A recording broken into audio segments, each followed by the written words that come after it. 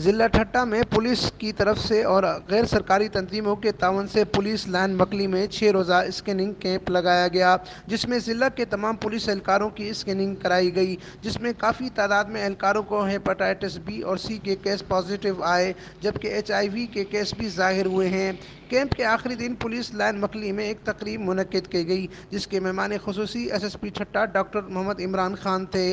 अपने खिताब में डॉक्टर मोहम्मद इमरान खान ने कहा कि पुलिस की ड्यूटी बहुत सख्त होती है और पुलिस एहलकार ना तो अपनी सेहत का ख्याल रखते हैं और ना खाने पीने का ख्याल रखते हैं, इसीलिए इनको पता नहीं चलता कि इनमें कौन सी बीमारी पैदा हो गई है, इसलिए हमने ये स्क्रीनिंग कैंप लगा दिया था। उन्होंने कहा कि जिन एहलकारों में बीमारी पाई गई है इनका बाकायदा इलाज कराया जाएगा। तकरीब में कैंप में काम करने वाले तमाम स्टाफ को तारीफ़ी इसनाद दी गई। Amin Farooqui, fire stone news network, Thatta Sindh.